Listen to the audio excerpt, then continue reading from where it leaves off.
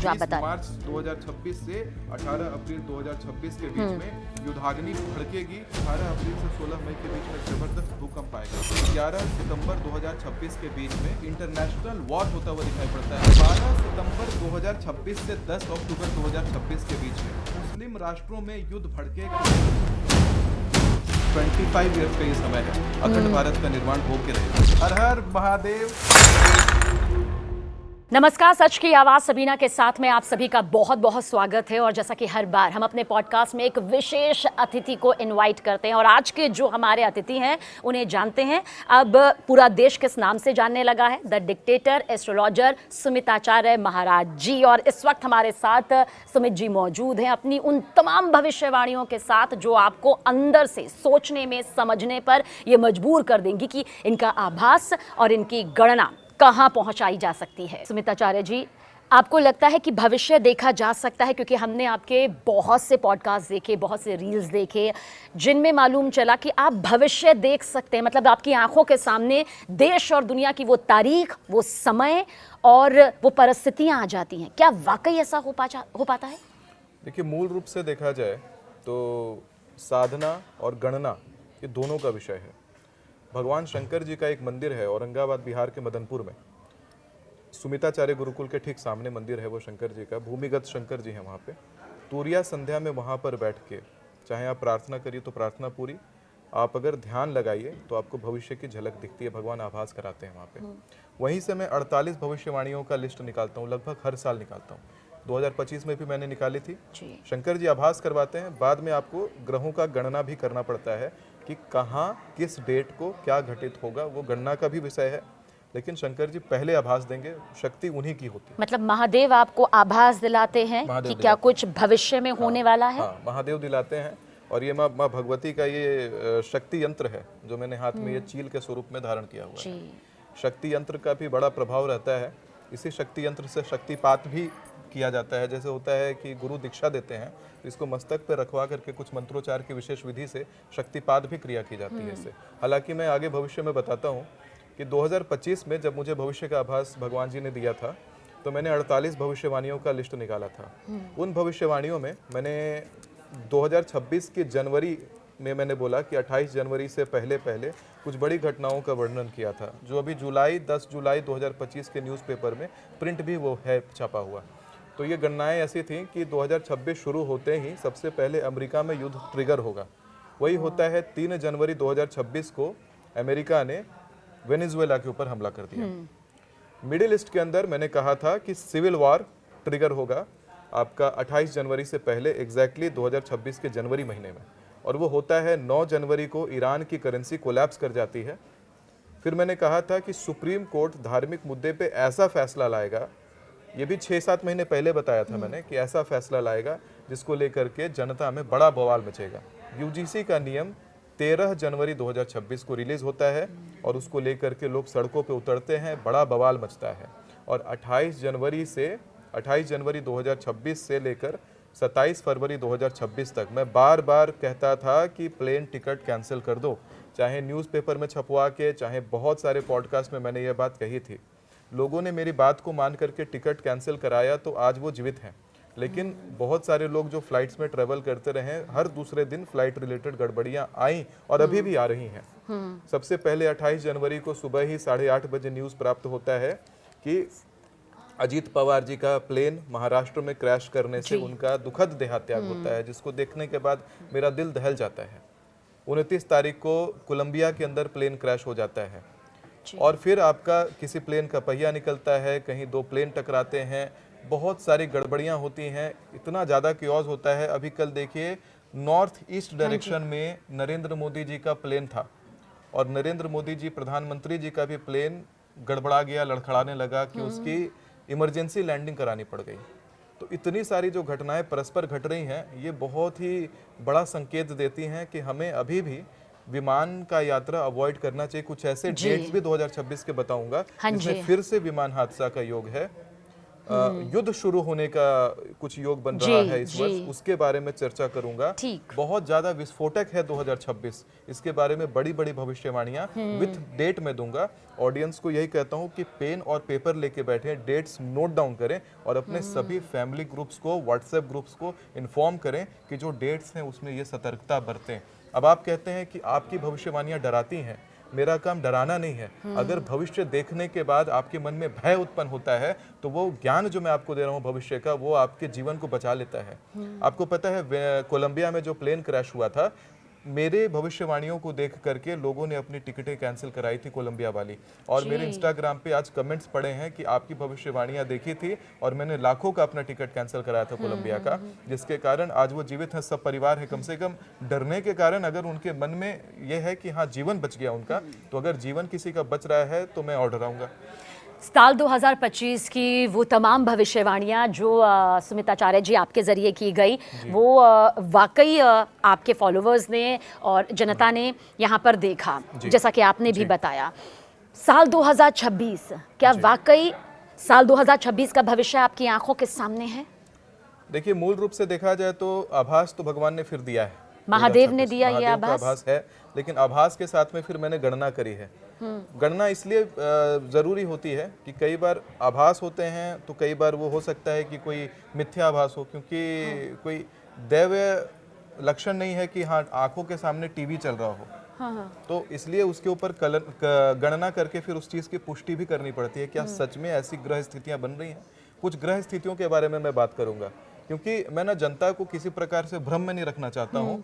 ये जो भविष्यवाणी का जो तरीका है ये आप भी सीख सकते हैं। देव कृपा प्राप्त करने की साधना है वो भी सिखा सकता हूँ। शक्तिपात जो मैं शक्ति यंत्र से कराता हूँ वो भी सिखा सकता हूँ, और ये भी सिखा सकता हूँ कि गणनाएं कैसे करते हैं। एक मैं गणना का तरीका बताता हूँ। 2026 इस बार कन्या लग्न को लेकर के शुरू हुआ है। बुध और शुक्र का ये लग्न है ना, और इसके साथ ही मंगल का वर्ष जो न्यूमरोलॉजिकल मंगल का वर्ष था 2025, दोनों का संबंध ये 1 जनवरी को बनने के कारण एक विस्फोटक प्रवृत्ति का योग बना, और उसका बनना 2026 को इम्बैलेंस करता है। एक और इम्बैलेंस क्रिएट होता है कि होलिका यानी किसी पर्व की रात को, होलिका की रात को चंद्रमा लाल रंग का दिखाई पड़ेगा। फुल लूनर एक्लिप्स है उस दिन, और सूर्य ग्रहण और चंद्र ग्रहण में 14 दिन से कम का डिफरेंस होना इस बात का संकेत देता है कि विध्वंसकारी रिजल्ट आएगा। होता क्या है कि महाभारत के भीष्म पर्व में इसका वर्णन है कि जब इस प्रकार का ग्रहण, सूर्य ग्रहण, चंद्र ग्रहण परस्पर 14 दिन 12 दिन के अंतराल पे अगर लगता है तो विध्वंसकारी युद्ध होता है, और वही युद्ध का संकेत यही जो महाभारत के जैसा लगने वाला सूर्य चंद्र ग्रहण का युति है वो दे रहा है। इस बार का सूर्य ग्रहण भी जो है अग्नि पंचक योग में लग रहा है, यानी एक सूर्य ग्रहण नहीं, वो 5 सूर्य ग्रहण एक साथ लगने का फल देगा। अब जिस साल में एक ग्रहण लगता है इतना जबरदस्त सूतक होता है, 5 सूर्य ग्रहण अगर एक साथ लगते हैं तो कितना बड़ा सूतक इस पूरे संसार के लिए दिखाई पड़ता है, वो भयावह है। सुमिताचार्य जी, क्योंकि बात यहाँ पर उस युद्ध की हो रही है जिस दौर से इस वक्त हर कोई गुजर रहा है, कहीं युद्ध की स्थिति है, कहीं युद्ध के आसार हैं, तो कहीं सालों साल से युद्ध जारी है। उसी युद्ध की भविष्यवाणियां हम चाहेंगे कि साल 2026 में युद्ध को लेकर, इस वॉर को लेकर आपकी आंखों के सामने क्या भविष्य है तारीखों के साथ? देखिए, यूरोप का एलिमेंट इस बार गड़बड़ाता हुआ दिखता है। हालांकि 20 मार्च के बाद बहुत सारी चीजें उथल पुथल होती हुई दिखाई तो मुझे पड़ रही हैं। पहला तो मिडिल ईस्ट का जो इशू अभी शांत होता हुआ दिखाई दिया है। 20 मार्च से 18 अप्रैल एक ऐसा डेट है जिसमें मिडिल ईस्ट के अंदर वही युद्धाग्नि भड़केगी वापस से। अच्छा, 20 मार्च से 18 अप्रैल जो आप बता रहे हैं। 20 मार्च 2026 से 18 अप्रैल 2026 के बीच में युद्धाग्नि भड़केगी मिडिल ईस्ट के अंदर, और मिडिल ईस्ट के अंदर उसी के तुरंत बाद 18 अप्रैल के तुरंत बाद सत्ता परिवर्तन का योग लाता है। 18 अप्रैल से 16 मई के बीच में मिडिल ईस्ट में कहीं सत्ता परिवर्तित होता हुआ अचानक दिखाई पड़ता है। करेंसी कोलैप्सेस हैं, करेंसी कमजोर होते हुए कुछ कंट्रीज की इस बीच में दिखाई देंगी। कुछ कंट्रीज बता रहा हूँ, भारत के उत्तर साइड में जो जोन आता है, कजाकिस्तान का, उज्बेकिस्तान का, तुर्कमेनिस्तान का, किर्गिस्तान और ताजिकिस्तान, करेंसीज कंट्रीज की कमजोर होने वाली हैं, करेंसी कोलैप्स तक का योग आता है। इसी प्रकार से आप देखेंगे कि मिडिल ईस्ट का सत्ता परिवर्तन के साथ ही इसी बीच ऐसा कुछ भूचाल भी है। चाइना, रशिया, मंगोलिया का जो उत्तरी प्रांत है, वो जो क्षेत्र है, वहां पर 18 अप्रैल से 16 मई के बीच में जबरदस्त भूकंप आएगा। बहुत ज्यादा जन क्षति वहां पर कहां पर सुमित जी आपने कौन सा बताया? चाइना, रशिया और मंगोलिया का जो अच्छा। क्षेत्र आता है, जी, उधर जी, का जी, जो जी। एरिया है, उधर ही भूकंप आता हुआ दिखता है। अब भूकंप कोई नेशनल बाउंड्रीज नहीं जानता, अगल बगल उसका एक परिधि होता है, उसी परिधि में भूकंप आने का जबरदस्त योग बनता है।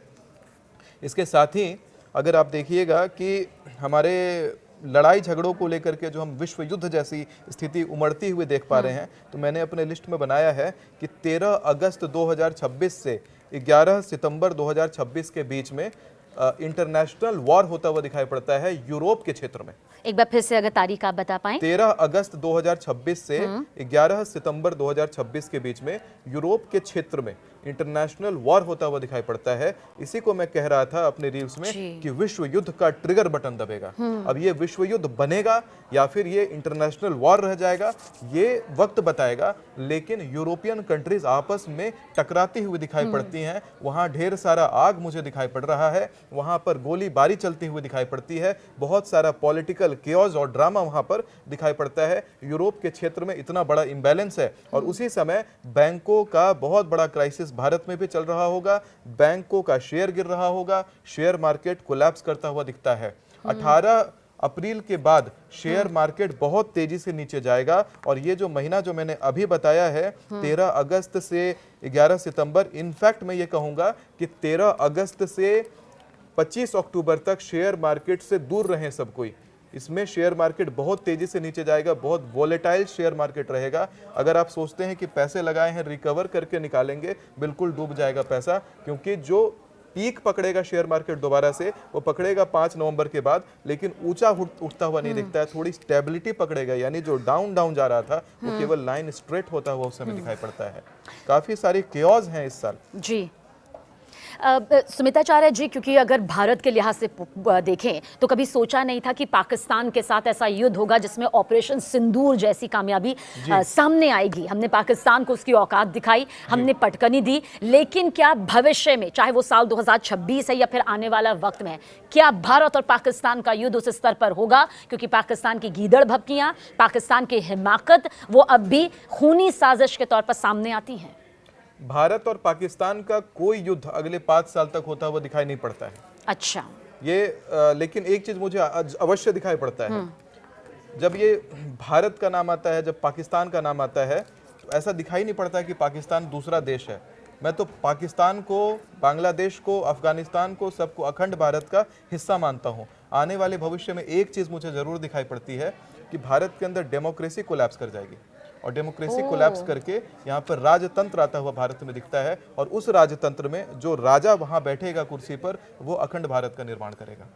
और ये तारीख और ये साल कौन सा आपको नजर आता है? इसमें समय है, इसमें समय है। जी हाँ, इसमें 4 सत्र चुनाव और होंगे, 5वां सत्र से परिवर्तन शुरू होगा।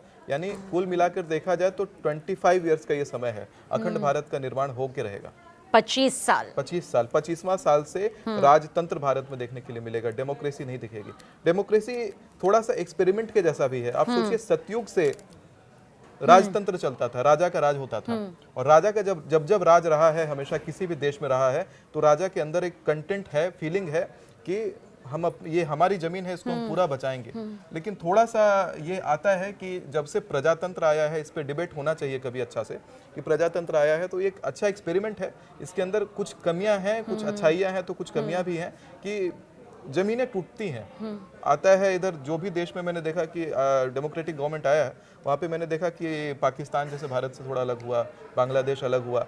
तो इस पे एक बार डिबेट होना चाहिए कभी अच्छे से कि क्या राम राज्य आएगा जब, तो क्या डेमोक्रेटिक आना चाहिए या उसको राजतंत्र के जैसा ही राम राज्य आना चाहिए, क्योंकि एक राम राज्य का परिकल्पना हम लेकर के चलते हैं। बिल्कुल इसी पर अगर सवाल, हालांकि भविष्यवाणी के हिसाब से मैं बात करूं, ये तो एक मत हो गया जिसके ऊपर चर्चा का विषय बता रहा हूं, लेकिन भविष्यवाणी के ऊपर अगर बात किया जाए तो यही दिखाई पड़ता है कि आने वाले समय में 5 सत्र का चुनाव टोटल भारत में होने के बाद आगामी समय में उस तरीके का चुनाव ना होकर के भारत में राजतंत्र कायम रहेगा। जिस राजतंत्र का आप जिक्र कर रहे हैं, यहाँ तो लोग कह रहे हैं कि उस राम राज्य की परिकल्पना क्या सिर्फ ख्वाबों तक सीमित रहेगी?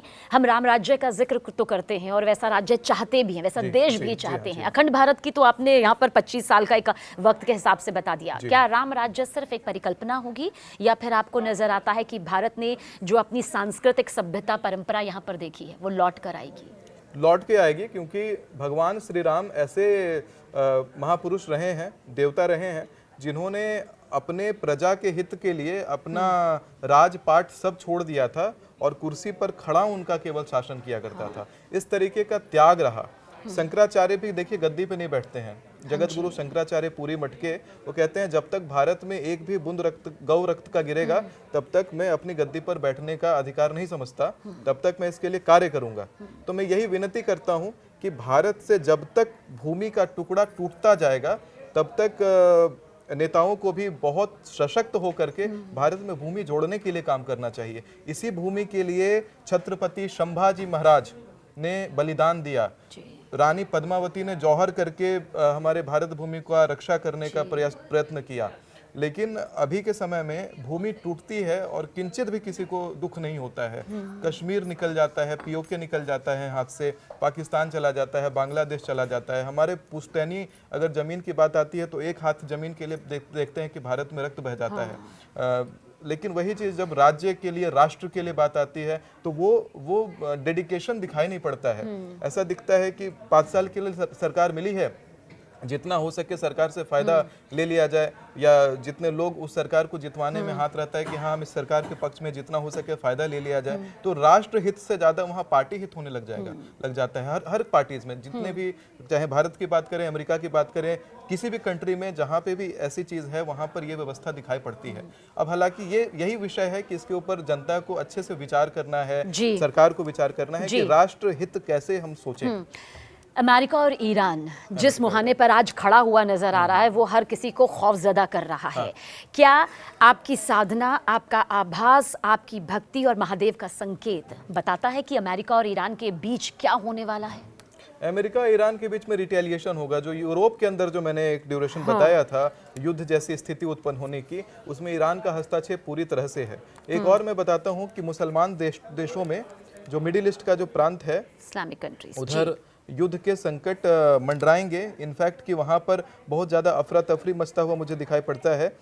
12 सितंबर 2026 से 10 अक्टूबर 2026 के बीच में, 12 सितंबर से 10 अक्टूबर 2026 के बीच में मुस्लिम राष्ट्रों में युद्ध भड़केगा। सेना की अफरा तफरी वहां दिखाई पड़ती है, बहुत सारा गोलीबारी कुछ होता हुआ दिखाई पड़ता है। बहुत चांस है कि यूनाइटेड स्टेट्स के प्रति रिटेलिएशन ईरान आदि जो देश हैं वो मिल करके लें, क्योंकि युद्ध के हालात वहां पर उत्पन्न होते हुए दिखते हैं। ये आपको नजर आता है। अच्छा, अगर भारत के लिहाज से हम देखें तो साल 2026 से लेकर साल 2030 तक भारत का भविष्य, चाहे युद्ध के लिहाज से हो, चाहे विकास के लिहाज से हो, या हमारे बढ़ते कद के लिहाज से हो, सबसे ज्यादा टक्कर कौन देने वाला है? किससे सबसे ज्यादा खतरा नजर आता है? अमेरिका से, जिसके साथ अभी फिलहाल इतनी बेहतरीन डील चल रही है, जहां अमेरिका कहता है कि सबसे अच्छा दोस्त है वो। तो मैं आपको बताता हूं, 2025 में 29 मार्च से पहले अमेरिका और भारत के संबंध बहुत प्रगाढ़ हुआ करते थे। कोई इसकी कल्पना भी नहीं कर सकता था कि अमेरिका भारत के संबंध गड़बड़ाएंगे। महाकुंभ के मीडिया सेंटर में भी मैंने इसकी भविष्यवाणी करी, और 6 जनवरी को पॉडकास्ट में नोएडा में ही मैंने भविष्यवाणी करी थी कि देखिएगा 29 तारीख को मीन राशि में शनि का प्रवेश होगा, और प्रवेश होते ही 1 सप्ताह के अंदर अमेरिका और भारत के रिलेशन खत्म होने वाले हैं। कोई रिलेशन नहीं रहने वाला है। अभी जो दिख रहा है बनता हुआ रिश्ता, ये भी खोखला रिश्ता है। अच्छा, अमेरिका भारत को अभी बार बार पीठ के पीछे वॉर करेगा। अमेरिका वॉर करेगा। और इनफैक्ट ये भी मैं बताता हूं कि ये जो परिस्थिति है अगले 7 साल तक चलेगी। यानी कि 29 मार्च 2025 से 7.5 ईयर्स का समय, अभी आधा साल निकला, 7 साल ये परिस्थिति, यही परिस्थिति हमें दिखाई देने वाली है। अमेरिका भारत के संबंध अच्छे नहीं रहेंगे, खराब होगा। अगर अगर कुछ दिख भी रहा है अमेरिका बढ़िया होता हुआ, कोई बहुत बड़ा फायदा भारत से खींचेगा। भारत को नुकसान ही तो दे रहा है, चोट तो दे रहा है भारत को। रशिया से हम सस्ते में तेल खरीदने वाले थे, लेकिन क्या रीजन रहा कि भारत और अमेरिका जो है अब वापस से फिर से तेल खरीदेंगे अमेरिका से। ये चीज है। इसके साथ में एक और मुझे बात दिखाई पड़ती है जी, एक मैं ड्यूरेशन बता रहा हूँ। हाँ जी, 15 जुलाई से 12 अगस्त के बीच में भारत सरकार से यही निवेदन है कि किसी भी प्रकार का बायलेटरल टॉक्स इस ड्यूरेशन में ना रखवाएं। 15 जुलाई से 12 अगस्त 12 जो पॉलिटिशियन उस बायलेटरल टॉक में इन्वॉल्व होगा उसका पॉलिटिकल करियर नीचे चला जाएगा। इसका योग ही ऐसा है कि भारत इंटरनेशनल रिलेशंस या इंटरनेशनल लेवल के ट्रेड डिसीजंस आदि ना ले। भारत के इंटरनेशनल संबंध इस बीच खराब होंगे। इंटरनेशनल मार्केट में भारत की बेइज्जती उस समय होती हुई दिखाई पड़ती है। तो उस समय बड़े टॉक्स, जो बड़ा मुद्दा वाला कन्वर्सेशन है, उसको 12 अगस्त के बाद रख ले या 15 जुलाई के पहले रख ले, स्थगित कर दें। तो ये आपको लगता है कि ये जो पूरी तारीखें हैं, इस बीच में हमें संभल कर रहने की ज़रूरत है और सोचकर आगे बढ़ने की ज़रूरत है। लेकिन सुमिताचार्य जी, आपको लगता है कि जब हम एक साधना का जिक्र करते हैं, जब हम एक आभास का जिक्र करते हैं, तो देश की जनता ये भी जानना चाहती है कि क्या ये सिर्फ ज्योतिषी गणना के हिसाब से आपकी भविष्यवाणी है या वाकई वो एक अंतरात्मा से निकली तस्वीर है जो आपकी आंखों के सामने तैर जाती है और उस वक्त क्या कुछ आपका अनुभव रहता है?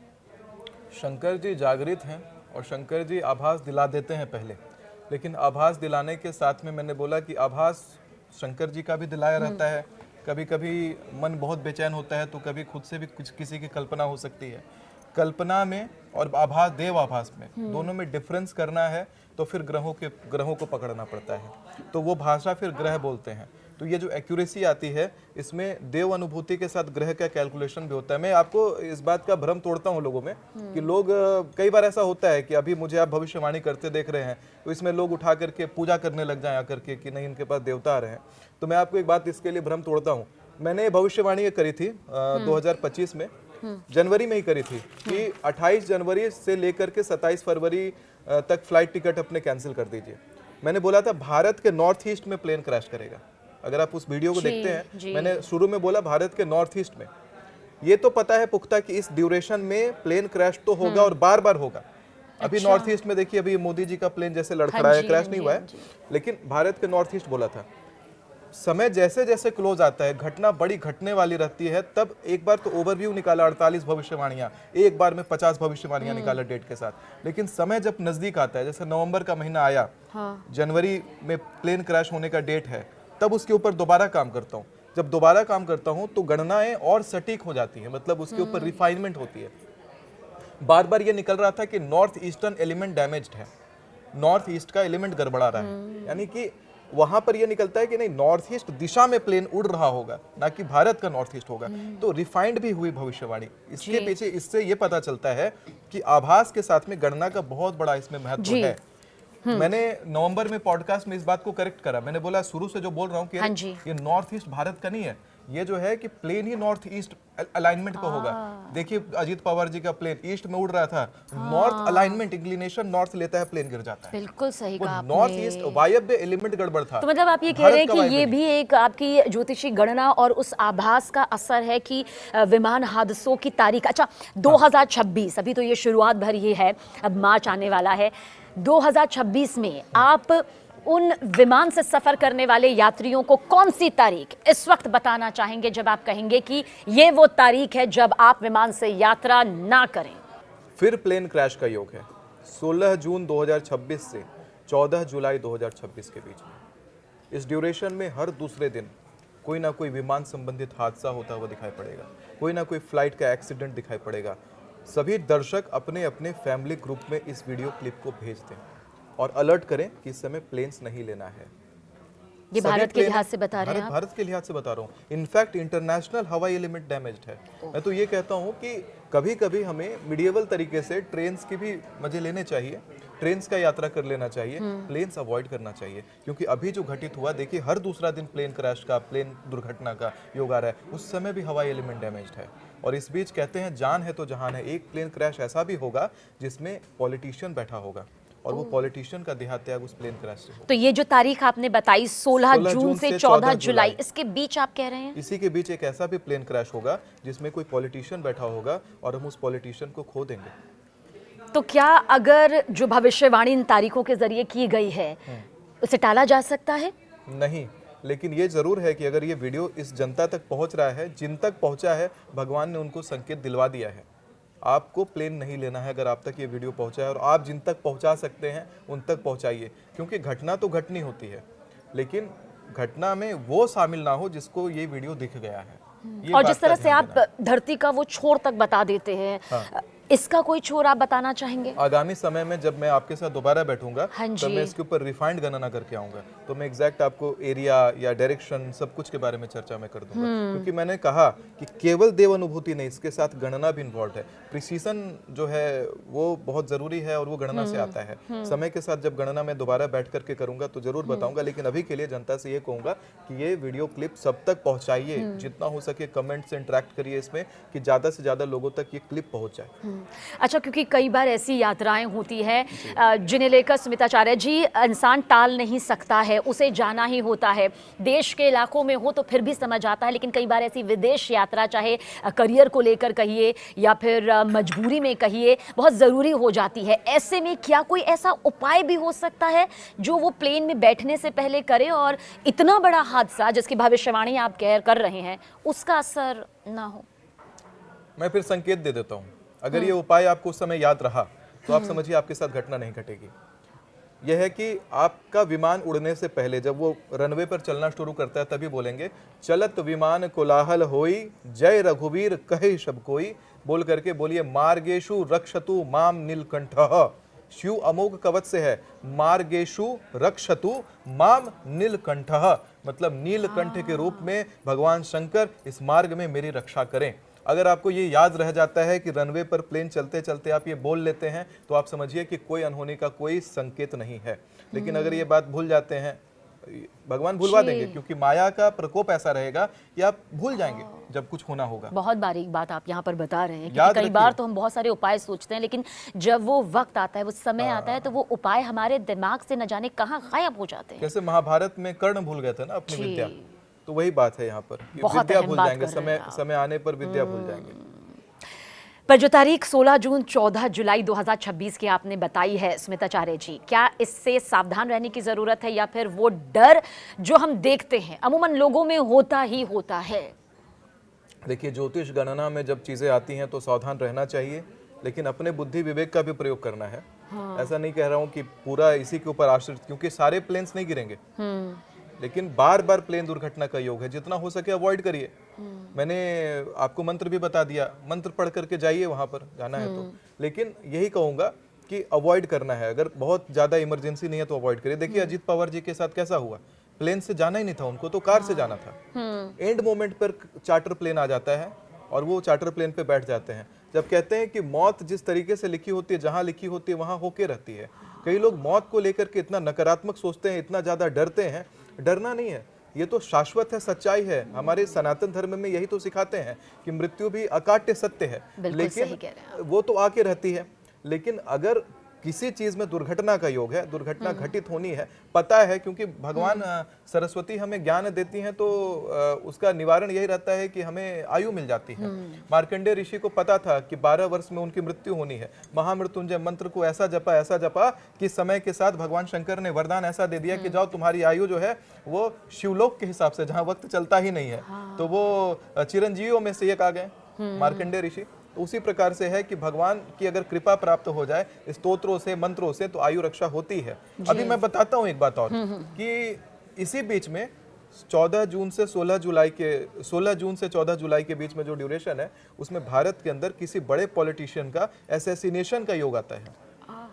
ये कैसे निकाला जाता है कि कुंडली के केंद्र भाव में, यानी भारत की कुंडली के केंद्र भाव में गोचरों के अनुसार जब भी बुध मंगल की युति बनती है तो उस राजपक्ष में राजनेता का हत्या का योग बन जाता है।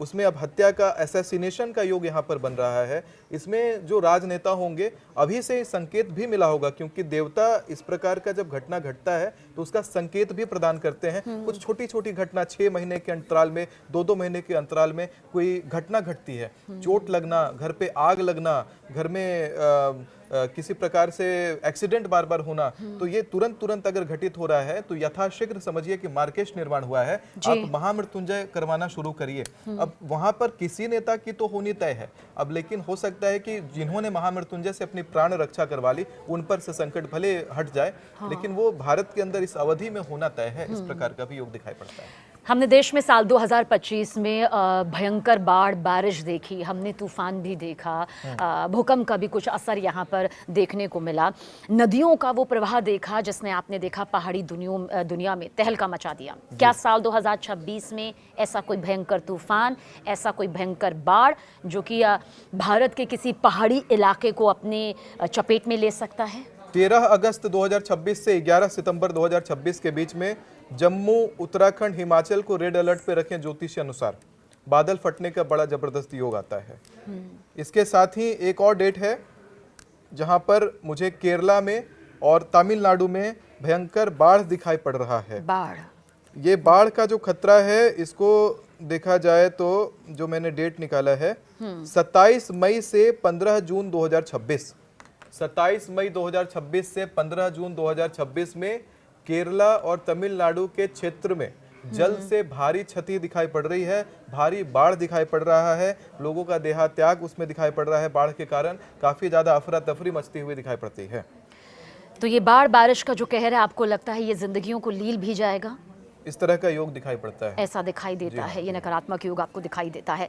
अच्छा, अब इस बीच आपसे ये भी जानना चाहते हैं क्योंकि इन दिनों हम देख रहे हैं कि बॉलीवुड को भी खूब जमकर धमकियां आ रही हैं कई गैंग्स के जरिए। सलमान खान, रोहित शेट्टी के घर के बाहर फायरिंग, रणबीर सिंह को बड़ी खुले तौर पर गैंग के जरिए धमकी मिली है। आपको लगता है कि क्या बॉलीवुड को कोई बड़ा नुकसान झेलना पड़ सकता है? एक नुकसान मुझे दिखाई पड़ता है 13 अगस्त 2026 से 11 सितंबर 2026 के बीच में बॉलीवुड से संबंधित, फिल्म लाइन से संबंधित किसी अभिनेता का निधन का योग दिखाई पड़ता है। तो निधन, हादसा या फिर आपको लगता है कोई घटना, क्या?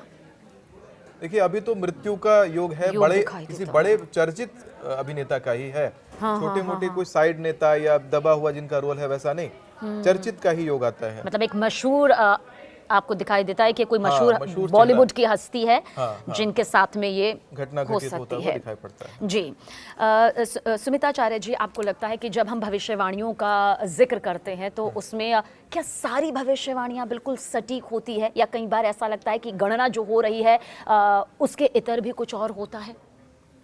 देखिए, जब भगवान आभास देते हैं कि नहीं गणना को और प्रिसाइज करना है तो भगवान ही आभास देंगे कि ठीक है गणना को और प्रिसाइज किया ये भी आभास ईश्वर के जरिए मिलता है। तभी ना हुआ कि अपना जो मैं नॉर्थ ईस्ट बोल रहा था पहले, वो नॉर्थ ईस्टर्न डायरेक्शन जो चेंज हुआ, मैंने भारत का नॉर्थ ईस्ट ना करके नवंबर में जो मैंने बोला कि नहीं प्लेन ही नॉर्थ ईस्टर्न अलाइंड में रहेगा, तो वो जो चेंज हुआ है वो तो आभास ही है भगवान का दिया हुआ। लेकिन इसके साथ ये भी है कि जब किसी पर्सनल कुंडली का विश्लेषण जब मैं करता हूँ तो मैं वहां पर इस आभासों का प्रयोग ही नहीं करता, वहां पर मैं पूर्णतः गणना का प्रयोग करता हूँ। कई बार ऐसा होता है, ऐसा नहीं है कि जैसे कुछ नेट से निकाल दिए, जैसे आपसे भी बात हो रही है, आपने बात में पूछ दिया कि फलाना पॉलिटिशियन का कैसा योग दिखाई देता है, तो आपने नेट से ऐसे निकाला, ये देखिए उनका डेट ऑफ बर्थ है। अच्छा, ठीक है। हमें तो डेट ऑफ बर्थ की एक्यूरेसी चाहिए, डेट सही होना चाहिए, टाइम थोड़ा बहुत आगे पीछे है कोई दिक्कत नहीं है, डेट सही होना चाहिए। तो कुछ पॉलिटिशियन का ऐसा हो गया, मान लीजिए कि ठीक है, अरे ये जो डेट आपने दिया है इस डेट वाली कुंडली के व्यक्ति में तो नहीं सीएम बनने का योग नहीं है, जैसे मैंने देखा। लेकिन वो डेट अगर गलत डल रखा है, जैसे नेट पर अगर आप देखेंगे, मेरा निकालेंगे, मेरा एक्चुअल बर्थ हुआ 28 जनवरी को, ईयर में कभी रिवील ही नहीं करता हूँ, तो 28 जनवरी को हुआ, नेट पे डाला हुआ 8 जनवरी। अब मेरी कुंडली कोई ज्योतिषाचार्य ऐसे बैठ के बनाना चाहेगा, सुमिताचार्य की कुंडली देखें तो 8 जनवरी को कहेगा तो ज्योतिषाचार्य बनने का योग ही नहीं है, वो कहेगा ज्योतिष छोड़ देगा। लेकिन उसको क्या पता कि मेरा डेट 28 तारीख है, वो कहीं ऑफिशियल रिकॉर्ड पे रहता ही नहीं है। ऐसी बात होती है कि नेट पे राजनेता हो चाहे कोई बड़ा हस्ती हो, अपनी ऑफिशियल डेट इसलिए रिवील नहीं करता है कि उसके व्यवहार के बारे में, उसके व्यक्तित्व के बारे में बहुत कुछ कुंडली बता देती है। उसके पर्सनल जीवन में क्या होगा, डाइवोर्स होगा कि 2 शादी होगी, 4 शादी होगी, किस तरह का लक्षण का आदमी है, उसका नशा क्या है, उसका जिद क्या है, उसकी आदतें क्या है, बुरी आदतें क्या है, सब कुछ निकल जाता है कुंडली से। तो वो चीज लोग रिवील नहीं करते हैं, इसीलिए नेट से निकाला हुआ डेट जब कई बार मिलता है तो उसमें दिक्कतें आती हैं। जी। अच्छा, बाबा वेंगा की भविष्यवाणियां सबसे ज्यादा मशहूर होती हैं और ये वो भविष्यवाणियां हैं जिन्हें आज तक रिकॉर्ड किया जा रहा है, जो बताती है कि आने वाले वक्त में बहुत भयंकर और युद्ध होने वाले हैं, तबाही का वो मंजर नजर आएगा। ऐसी भविष्यवाणियां आपको लगती हैं कि वाकई आपको भी उस आभास के तौर पर होती हैं? मैंने बोला ना, ये जो अग्नि पंचक योग में लगने वाला सूर्य ग्रहण और परस्पर चंद्र ग्रहण, ये दोनों मिलाकर के वही महाभारत वाला युद्ध तो दिखा रहे हैं मुझे। 2032 तक देखिए बहुत अफरा तफरी मचने वाली है। 2032 तक बहुत अफरा तफरी, हर अगला साल पिछले साल से ज्यादा आक्रामक रहेगा। 2026 की शुरुआत में मैंने कहा था सामूहिक तौर पे 900 लोगों का अग्नि से निधन बोला था मैंने। आप चाहे देखिए, अहमदाबाद में विमान हादसा हुआ, अग्नि से निधन हुआ, सामूहिक निधन, 300 लोगों से ज्यादा। जो अभी अटैक हुआ था ऑपरेशन सिंदूर से पहले जो अटैक हुआ था कश्मीर वाला, उसमें देखिए कि अग्नि से ही तो है, बंदूक जो चल रहा है, गोलियां चल रही हैं, वो अग्नि से निधन हुआ सामूहिक रूप से। जयपुर के अंदर हादसा होता है जो टैंकर वाला, सामूहिक रूप से अग्नि निधन है। 900 लोगों से ज्यादा लोगों का आंकड़ा पकड़ा था। इस वर्ष 2026 में अग्नि से 1500 लोगों का जो है सामूहिक तौर पे निधन का योग बनता है। और ये कहाँ का? पूरे भारत में, पूरे केवल भारत का जिक्र केवल कर रहे भारत हैं, का सिर्फ बोला भारत का मैंने। जिक्र ये कर नहीं रहे कि मैं कहीं बाहर के कंट्री में कोई ब्लास्ट हो रहा है उसको मैं रिलेट नहीं करूंगा, मैं ठीक केवल है। भारत के अंदर 1500 लोगों का, वो भी सामूहिक। ये नहीं कि 1 लोग 2 लोग, ऐसा नहीं, सामूहिक रूप से। ये 2026 जनवरी 1 2026 से लेके दिसंबर 31 2026 के बीच में ये सारे योग बनते हैं। तो ये तो बहुत ही भयंकर और बहुत ही दर्दनाक तस्वीर है, क्योंकि जब हम खबरें पढ़ते हैं सुमिताचार्य जी, तब हमारे रोंगटे खड़े हो जाते हैं। कई बार हम अपनी भावनाओं पर काबू नहीं कर पाते, कई बार करना ही होता है। तो जब इस तरह की भविष्यवाणियां आप देखते हैं अपनी गणनाओं के हिसाब से, अपने आभास के देखिए हिसाब मेरे से, गूज़बम्प्स अभी आ गए हैं, मेरा खुद का रोंवा गनगना जाता है। भगवान शंकर जी के मंदिर में बैठा हुआ था, 2-2.5 घंटे आंखों से आंसू नहीं रुक रहा था। सुमिताचार्य जी, आपको लगता है कि जिस 1500 का जिक्र हम यहाँ कर रहे हैं, जिन 1500 जिंदगियों का सामूहिक तौर पर और तारीखों के साथ आपने यहाँ पर बताया, वो चीज़ें रोंगटे भी खड़े करती है, तो क्या कभी ऐसा जहन में जिक्र आता है कि ये देखकर कभी मानसिक तौर पर आपको लगता है कि इतना दर्द और यही दर्द आपकी आंखों के सामने फिर भविष्य के तौर पर? जिस दिन प्लेन क्रैश हुआ था उस दिन इतना मेरे आंखों से आंसू चला था। मैंने जब रील बनाया था तो आप देखेंगे कि मेरी आंखें बहुत बड़ी उसमें दिखाई पड़ रही हैं और लाल थी मेरी आंखें। वो रोने के कारण होता है, बहुत बुरा लगता है, क्योंकि भविष्य देखना मैं कोई उसको वो नहीं समझता कि बहुत बड़ा वरदान हो गया। वो बहुत डराता है, बहुत डरावनी चीज़ होती है। कई बार बीच में ऐसी चीज़ प्राप्त हो गई थी कि सोता था, थोड़ा सा नींद लेता था, अगले आने वाले 4-5 घंटे का सब दिख जाता था, बिल्कुल पिक्चर के जैसा दिखता था उसमें। वो चीज़ तो मैंने हटवाई अपने ऊपर से, साधना को तोड़ा। और अभी इसीलिए मैं कहता हूँ कि गणना के साथ भविष्यफल जो है वो थोड़ा सा मजा आता है कि ठीक है, भविष्य का आभास हुआ और उसके बाद गणना करी, तो जो निकालना है उतना निकाल लिया, और जो मुझे देखने का मन ही नहीं है तो नहीं देखूंगा। कई बार आ गया कि अपने पर्सनल लाइफ में कुछ ऐसा घटित होता हुआ निकल जाए, तो वो देखने से दिमाग विचलित होगा। हूँ तो आपके जैसा, आपके और हमारे जैसा, मतलब आम इंसान, और उसमें जब चीजें दिखाई पड़ती हैं तो विचलित तो होगा मन। पर जैसा आपने कहा कि एक वक्त ऐसा भी आया जब आपकी आंखों के सामने सब कुछ आ जाता था, मतलब सालों साल का भविष्य आप देख पाते थे, तो अंदर से लगा कि ये एक वरदान है या फिर अभिशाप। भगवान ने बड़ा सोच के बनाया होगा पृथ्वी को कि हमें भविष्य दिखाई नहीं देता। लोगों को भविष्य छुपा दिया गया है लोगों से, इसलिए कि जो भविष्य में घटित हो रहा है वो वर्तमान को इफेक्ट ना करे। कलयुग में यही तो है कि तू बीते कल की ग्लानि है या आने वाली चिंता है, हे कली तू कुछ भी नहीं। कली को कहते हैं ना, कली तो कुछ भी नहीं है, तो बीते कल की ग्लानि है। कई लोग अभी क्या कहते हैं, दुख का सबसे बड़ा कारण बीत गया जो कल, उसमें जो ग्लानि महसूस हो रही है कि अरे ये क्यों खोया, वो बीते कल की ग्लानि वर्तमान को खराब कर देती है। वर्तमान ही वरदान है। और भविष्य की चिंता, भविष्य में क्या घटित होगा वो अगर पता लग जाए तो भविष्य इतना चिंतित करेगा, इतना डराएगा कि वर्तमान खराब हो जाएगा। किसी को आप कह दोगे कि अरे हंसता खेलता आदमी है और कह दोगे कि अरे 2 महीने तुम्हारी आयु शेष है, तो वो वहीं रोने लग जाएगा, वहीं वो उसी दिन मर जाएगा। इसीलिए मैं कभी भी किसी व्यक्ति का पर्टिकुलर निधन, कभी मेरे से कोई पूछता है कि मेरी आयु कितनी बची है, वो निधन कुंडली में निकलता है, 5 चीजें निकलती है, आयु कर्म च वित्तम च विद्या निधन में वच पंचेतानि सृजन्ते गर्भस्यैव देहिनः। ये गरुड़ पुराण में ये श्लोक आता है, चाणक्य नीति में भी यह श्लोक दिया हुआ है कि 5 चीजें गर्भ में निर्धारित होती है। व्यक्ति की आयु, कर्म क्या क्या करेगा, कितना पैसा कमाएगा, जंगल में भी बैठेगा उतना पैसा कमा लेगा, विद्या क्या अर्जित करेगा और उसका निधन मरेगा कब वो भी तय रहता है। लेकिन ज्योतिषाचार्यों को कभी किसी का निधन निकाल के नहीं देना चाहिए। निधन पता लगने के बाद उस व्यक्ति का वर्तमान खराब होता है और निधन निकालने वाले ज्योतिषाचार्य का कर्म खराब होता है, क्योंकि आपने किसी के अंदर दुख स्फुटित कर दिया। इसीलिए जब जनसत्ता की बात होती है कि as a general, as a whole जब बात होती है तो लोग थोड़ा रिलैक्स रहते हैं कि चलो इतनी घटनाएं घटनी, एक्सेप्ट हो जाता है। लेकिन पर्टिकुलर व्यक्ति बोल देंगे आप कि यही व्यक्ति है, यही मरने वाला है, तो वहां पर वो व्यक्ति का जीवन वर्तमान में खराब हो जाएगा और बाकी लोगों के लिए भी उसका वर्तमान जो है खराब हो जाएगा। वर्तमान बहुत बड़ा वरदान है और वर्तमान में जीना हमें सीखना चाहिए। सुमित जी, आपके निजी जीवन का जिक्र भी हम इसलिए कर रहे हैं क्योंकि आपकी भविष्यवाणियां सच साबित हुई हैं और आपने जैसे शुरू में कहा कि डराने के लिए नहीं बल्कि सावधान करने के लिए भविष्यवाणियां होती है और बहुत ही बेबाक तरीके से आपने कहा कि भविष्य देखना वरदान नहीं, एक अभिशाप होता है। लेकिन आज के वक्त में हमने देखा है कि लोग भविष्य देखने की कोशिश कर रहे हैं और कह रहे हैं कि काश हम भी ये भविष्य देख पाते। हम इतने सारे धर्म के जानकारों को देख रहे हैं जो भविष्य बता रहे हैं, काश हम भी देख पाते। ये शुरुआत कैसे हुई और कैसे आपको लगा कि एक आम इंसान के भविष्य को देखने के साथ साथ अब पूरी दुनिया का भविष्य आप देख सकते हैं? शुरुआत देखिए, अगर मेरे अलावा कोई और व्यक्ति है शुरुआत करना चाहता है, आइए सुमिताचार्य गुरुकुल में, वहीं पर शंकर जी के मंदिर में बैठाऊं और या फिर कहीं और भी, यही शक्ति यंत्र है। शक्तिपात इससे होता है, मस्तक पर इसको स्पर्श करवाया जाता है लेकिन विशेष विधि के साथ में, और उसको करिए, उसके बाद गणना सीखिए, देखिए मिला करके जबरदस्त बनेगा। ये तो अपनी जगह की बात हो गई, लेकिन जब अपनी निजी बात की जाए तो हमारा ये जो ज्योतिष का ज्ञान है ये पैतृक है। और पैतृक होने के साथ में, क्योंकि अपने गढ़ में जब आप बैठते हो तो वहां पर केवल आप नहीं बोलते हो, आपके पूरे पूर्वज एक बार आपके ऊपर आवाहित होते हैं और आपके पूर्वजों का भी भाषा रहता है, क्योंकि पूर्वजों की हुई साधना आपके ऊपर आवाहित होती है। क्योंकि मैं पिछले जन्म में भी भगवती का उपासक था। एक देवी का एक श्लोक बता देता हूँ, अगर आप सच्चे साधक हैं तो पूर्व जन्म का भी ज्ञान आपको रहेगा, कई जन्मों का पता रहेगा।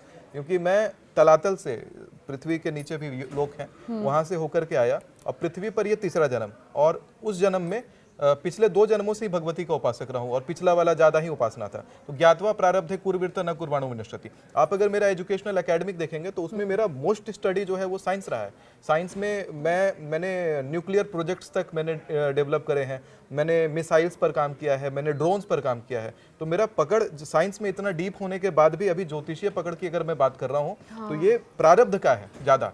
क्योंकि अभी संस्कृत आपने मुझे बोलता देखा, मेरा जो उच्चारण देख रहे हो आप संस्कृत में, ये उच्चारण आदि भी प्रारब्ध का है। क्योंकि अभी मेरी आप देखोगे कि यूरोपियन इंग्लिश, आपके इटालियन इंग्लिश, तो इन चीजों में मेरा उच्चारण है और ये चीजें मैंने सीखी इस जन्म की। लेकिन पूर्व जन्म का संस्कृत तो रहेगा मेरे साथ में। उसको थोड़ा सा कहते हैं मैनिफेस्ट करने का जरूरत रहता है, थोड़ी सी उसको स्फुटित करने की जरूरत रहती है। जब आप साधना करते हैं तो देवी भगवती वाला यही आता है कि ज्ञातवा प्रारब्धे कुर्वीरता न कुर्वाणो विनश्यति, मतलब आपको प्रारब्ध का ज्ञान भी हो जाएगा और आपका किया हुआ कभी विनाश नहीं होगा। मैं एक चीज दिखाता हूँ, मॉडर्न कपड़े पे घूम रहा हूँ, मेरे माथे पे त्रिपुंड लगा हुआ है, आपको दिखता है? भगवान शंकर का त्रिपुंड लगा है मेरे माथे पे, ऑडियंस को दिखेगा नहीं, क्योंकि मैं जो तरीके से अपने धर्म को लेकर के चलता हूँ ये थोड़ा अलग है। मेरे मस्तक पर गंगा जल का त्रिपुंड है और गंगा जल वास्तविक ना रहे तो आंख बंद करके ही त्रिपुंड धारण करूंगा। मस्तक पर, कंठ पर, छाती पर, नाभि पर और पीठ में निचले भाग पर त्रिपुंड और भगवती का तिलक धारण करता हूँ। ये जो शिखा होती है, भविष्यवाणी में शिखा का बहुत बड़ा महत्व है। जो भविष्य वक्ता के पास शिखा है वो अपने पूर्व जन्मों से कनेक्ट होता है। मैं आपको शिखा खोल के दिखाता हूँ कि मेरी शिखा कितनी लंबी है। कहते हैं शिखा इतनी लंबी रहे कि कान पे आप जनेऊ के जैसा लपेट लें। भले आप मॉडर्न अटायर कैरी करें, कई लोगों को मैंने देखा है कि जो अधिकृत नहीं है ज्योतिष करने के लिए, उनको जरूरत बहुत पड़ती है कि पूरा चोला पहन लेंगे, 50 माला डाल के पूरा नौटंकी शुरू हो जाती है। वहाँ भक्ति से ज्यादा नौटंकी लगता है। मॉडर्न जीवन में मॉडर्न कपड़ा पहनेंगे, चैनल पे बैठेंगे तो तैयार होकर के उस तरीके से, सबसे बड़ा महत्व इसका कनेक्शन ये होता है। पूर्व जन्म का बाल ही आपके साथ पूर्व जन्म से जोड़ करके आपको रखता है, जन्मों जन्मों से जोड़ के रखता है। तो शिखा रखिए, जनेऊ आपको बांधता है आपके शरीर को, जनेऊ रखिए, इष्ट का आप यंत्र या माला धारण करिए और बाकी आप चाहे जो पहनिए। ये सब चीजें जो है ये सब भी, क्योंकि ज्योतिष अगर आप करेंगे तो ज्योतिष, मैंने बोला केवल गणना नहीं है, गणेश है। आपको शंकर को अपने ऊपर आवाहित करना है, जी। यानी कि शिव स्वरूप बनना है। और शिव स्वरूप तभी बनेंगे जब शंकर के समान थोड़ा कुछ अपने ऊपर धारण करेंगे। तो ये चीजें करने के बाद आप गणना करते हैं, तभी आप सही भविष्य देख सकते हैं। नहीं तो अभी माया में फंसे ऐसे ऐसे ज्योतिषाचार्य को मैंने देखा है, कह देंगे अरे आपके जीवन में पूजा पाठ करना सूट नहीं करता, पूजा पाठ छोड़ दीजिए तब आप अच्छा ग्रो करेंगे। अरे वो आपका कर्म जला देंगे इतना ज्यादा कि आपका बुढ़ापा इतना कष्टकारक भी देगा, पूरा परिवार खंड खंड हो जाएगा। ऐसे भी हैं जो अधर्मी तत्व, सुबह में आपको पूजा पाठ करते देखेंगे, शाम में शराब के पेग लगाते देखेंगे, ऐसे भी ज्योतिषाचार्य देखेंगे। तो ज्योतिष का वैसे मजाक उड़ाने का विषय नहीं, ये शास्त्र है और आप शास्त्री हैं, तो उन चीजों को भी कैरी करना होगा। पूर्वजन्म का जिक्र किया, हालांकि हम चाहेंगे कि आगे कभी पूर्वजन्म पर एक अलग से पॉडकास्ट आपके साथ जरूर किया जाए, लेकिन लोगों का भी निकल जाता है पूर्वजन्म, जी जी, आपका भी निकल जाएगा। क्या वाकई ये मुमकिन है कि हम पहले क्या थे और हम किस योनि में थे, हमारे कर्म कैसे रहे, वो सब देखा जा सकता है? सब निकल जाएगा। आप क्या थे, आपका घर कहाँ था, आपका नाम क्या था, नाम तक निकल जाएगा। आपका पति कौन था, पत्नी कौन थी, ये जन्म क्यों लिए हैं, इस जन्म में आपका डर सबसे बड़ा क्या है, सब निकल जाएगा। और जो दो लोग आपस में मिलते हैं, जिनके ताल्लुकात बनते हैं, कभी बिगड़ते हैं, चाहे वो ऑफिस हो, चाहे वो आपकी निजी जिंदगी हो, आप व्यापारिक जिंदगी हो, वहां भी बनना बिगड़ना, क्या वो भी कर्मों का ही एक खेल है? अष्टाविंशति कलयुगे, ये 28वां कलयुग है। ये घटना पहले भी बार बार हो चुकी है, बार बार। आज हम लोग साथ में बैठे हैं, ये केवल एक बार थोड़ी मिल रहे हैं, कई बार पहले भी मिल चुके हैं। बृहस्पति, मेरा जिनसे मिलन होता है, जिनके साथ भी मेरी पॉडकास्ट होती है, ये भी मैं आपको बता दूं कि जितने भी मेरे साथ एंकर्स रहे हैं, मैं ये बता दूं कि बृहस्पति के मूल त्रिकोण से उनका ताल्लुक रहता है। शुरू में मैंने आपसे पूछा था ये सवाल कि आपका बृहस्पति के कहाँ से आपका संबंध है। आपने बोला कि आपका वृषभ से संबंध रखता है, और वृषभ, कर्क, धनु, मीन और 21 मार्च मेरा बृहस्पति का इसी के साथ साक्षात्कार रहता है। और यही कारण है मेरा खुद का बृहस्पति संबंध है। और बृहस्पति संबंध वाले जब मिलते हैं तो चीजें वायरल जाती हैं। अभी ये वाला वीडियो देखिएगा, पूरा वायरल है। हर क्लिप्स इसके कट के वायरल जाएंगे। इसके पीछे का वही ट्यूनिंग है। सभी जितने लोगों ने मेरे साथ आज तक करा है पॉडकास्ट और जिनके साथ चीजें वायरल हुई हैं, उनकी आंखों का रंग ब्राउन रहता है। अच्छा, ये भी तय है और ये मुझे पहले से आभास है कि ये चीज वायरल जाएगी। तो एक तो भविष्यवाणी इसको भी लीजिए कि ये वीडियो पूरा वायरल है और इंटरनेट पर तहलका मचेगा इसका। जी जी। आपको क्या लगता है कि जब हम साल 2026 का जिक्र करते हैं तो इतनी सारी भविष्यवाणियों के बीच में आप तारीखों के साथ इसे बताते हैं, सबसे खतरनाक महीना आपको देश और दुनिया के हिसाब से कौन सा नजर आता है, जो आपको लगता है कि ये महीना सबसे ज्यादा खतरनाक है, इसमें सावधान रहिए, बचिए, जितनी कोशिश कर सकते हैं ईश्वर का जाप करिए, क्योंकि इस महीने त्राहिमाम मच सकता है देश और दुनिया। 16 जून से 14 जुलाई भारत देश में, 15 जुलाई से 12 अगस्त दिल्ली के एनसीआर क्षेत्र में, और विश्व के लिए अगर देखा जाए तो डेट है 13 अगस्त से लेकर के 10 अक्टूबर तक 2026। ये विश्व के लिए खराब है। अच्छा, इसमें आपको लगता है कि बहुत ज्यादा, और ये किस तरह की तबाही, इसमें आप विमान भी जोड़ रहे हैं, इसमें आप प्राकृतिक आपदाएं भी जोड़ रहे हैं? हाँ, विमान है, प्राकृतिक आपदा है, भूकंप है, और साथ में ये भी है कि पॉलिटिशियन का खोना, पॉलिटिशियन का निधन है। इसके साथ में युद्ध की चिंगारियां हैं, बैंकों का कोलैप्स होना है, शेयर मार्केट का कोलैप्स होना है।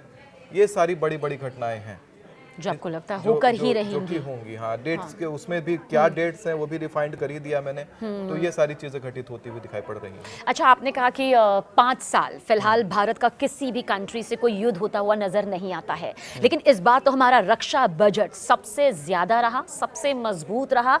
ऑपरेशन सिंदूर के चलते कहा जा रहा है कि उस रक्षा बजट को और मजबूत कर दिया यहाँ पर गया है। तो क्या ये भी उस शक्तिशाली श्रेणी में आने के बराबर ही है? रक्षा बजट वाला जो कैलकुलेशन है, जो भविष्यवाणी है, इसको भी मैंने जनवरी में करा था। भारत को खुद नहीं पता था कि हमारा रक्षा बजट इतना जाने वाला है। तो लगभग आप जो बातें कहते हैं वो बातों की भविष्यवाणी मैंने पहले कर रखी होती है, और सारी रील्स में पड़ी हुई है, सारे न्यूज़पेपर्स में पड़े हुए हैं। ऐसा नहीं है कि मैं ऐसे कह रहा हूँ कि मैंने भविष्यवाणी कहीं करी थी। राजपाल यादव वाला भी भविष्यवाणी, अभी जो राजपाल यादव जी जेल गए हैं, इतना बड़ा फाइनेंशियल उनको लॉस हुआ है, मैं बता रहा हूँ कि कोई शर्मा करके उसमें एक्टर होने वाले थे। उनसे मेरी फोन पर बात हुई थी। ये बात है आपका पिछले साल के शुरुआत की बात है, जिस समय फोन पे बात हुई थी। मैं बैठा था दैनिक भास्कर न्यूज़पेपर के ब्यूरो ऑफिस में, हजारीबाग, झारखंड। अच्छा। तो वहाँ के ब्यूरो चीफ ने मेरी बात कराई थी, उमेश राणा जी ने, और उसके साथ में और भी सब टीम वाले वहाँ उपस्थित थे। तो ये चीज़ उस समय रिकॉर्डेड तो नहीं थी। उन्होंने पूछा था कि फिल्म में काम करने जा रहे हैं, मथुरा के आसपास राजपाल यादव से संबंधित है, उस फिल्म में क्या मैं काम करूं, मेरे लिए उचित रहेगा? मैंने कहा था फिल्म कोलैप्स कर जाएगा, मत करिए। उस समय मना किया था मैंने उनको।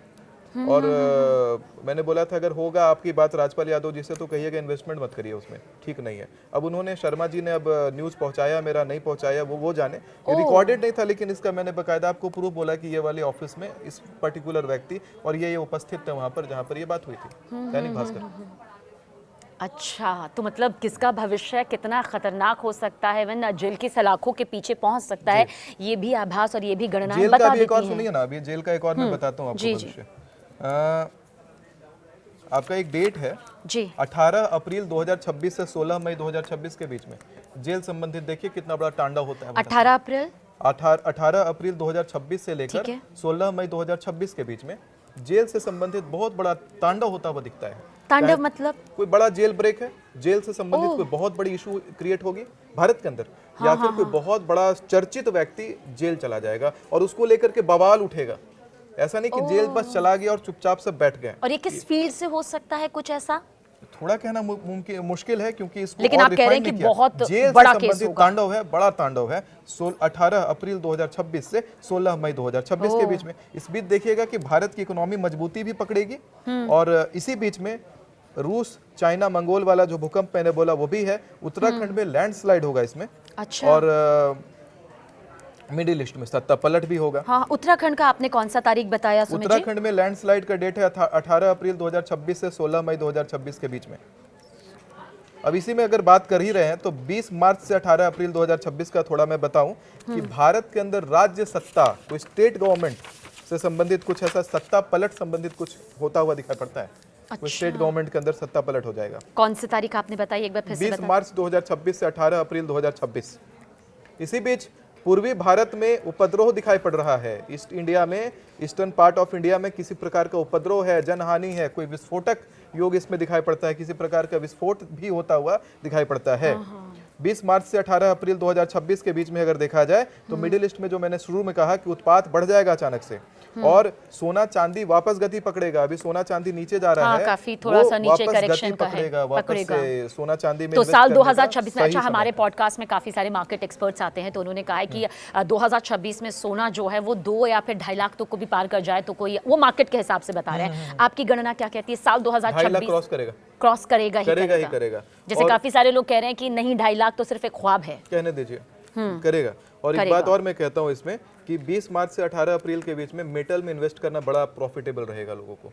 अच्छा। लेकिन 18 अप्रैल से पहले कोशिश करिएगा शेयर मार्केट से उस समय एग्जिट करें, क्योंकि अगर होल्ड करते हैं तो आगे आने वाला जो भूचाल है उसका जबरदस्त प्रभाव शेयर मार्केट पे पड़ेगा। अब लोग मुझे इसमें पता है क्या कहने लग गए हैं, द डिक्टेटर एस्ट्रोलॉजर कहने लग गए हैं, क्योंकि मेरे भविष्यवाणियों का जो सीधा असर है वो स्टॉक मार्केट पे भी पड़ने लगा है। एयरलाइन के शेयर गिर गए पिछले महीना, अभी बैंकों का शेयर गिर गया। पिछले बार मेरी भविष्यवाणियों से विमान का शेयर गिरा, एयरलाइन इंडस्ट्री का शेयर गिरा। इंडिगो को भी अपने 4,500 फ्लाइट्स नीचे उतारने पड़े, ग्राउंड करना पड़ गया है। रीजन भले देते हैं टेक्निकल अपग्रेडेशन, लेकिन लॉन्ग रूट्स इंटरनेशनल जो फ्लाइट्स जाती हैं, लॉन्ग रूट्स सारी 4,500 फ्लाइट्स उनकी ग्राउंडेड है। एग्जैक्ट 27 फरवरी तक ग्राउंडेड है। जी जी जी। इसके साथ अगर आप देखिएगा कि एक और चीज़ है इसमें कि जो बैंकों का शेयर है, अभी मैंने बोला हुआ है मार्च, अप्रैल और मई बैंकों से संबंधित बड़ी बड़ी क्राइसिस होने का योग है भारत में। कब से बताया आपने सुमित जी? मार्च, अप्रैल और मई। अगर बैंकों में बड़ा कोई पैसा पड़ा हुआ है उसको निकलवा लें, क्योंकि इस बीच बैंकों से संबंधित बड़ा कोई क्राइसिस का योग दिखाई पड़ता है। तो ये इसके कारण बैंकों का शेयर गिर रहा है, बैंकिंग इंडस्ट्री का। तो भविष्यवाणी कहिए चाहे जो भी कहिए, इसको लेकर के लोगों ने टर्म दे दिया द डिक्टेटर एस्ट्रोलॉजर, कि प्रेसिडेंट नहीं कर रहे हैं, प्राइम मिनिस्टर ये काम नहीं कर रहे हैं, ये शेयर नहीं हिला पाते हैं अपने स्टेटमेंट से बहुत ज्यादा, लेकिन आपके स्टेटमेंट शेयर हिला दे रहे हैं। बहुत बहुत शुक्रिया सुमित जी, आपने जितनी भी भविष्यवाणियां हमारे इस पॉडकास्ट में की है या फिर इससे पहले जितनी भी भविष्यवाणियां आपने उस आभास और गणना के हिसाब से की है, उसने लोगों को सावधान भी किया है। और अगर कहते हैं ना कि किसी की वजह से, किसी के ज्ञान या फिर किसी के कर्म की वजह से किसी की जिंदगी बच पाए, तो शायद वही ईश्वर का सबसे बड़ा स्वरूप होता है। बहुत शुक्रिया हमारे पॉडकास्ट में आने के लिए, अपना कीमती वक्त हमें और हमारे करोड़ों दर्शकों को देने के लिए। धन्यवाद, बहुत बहुत।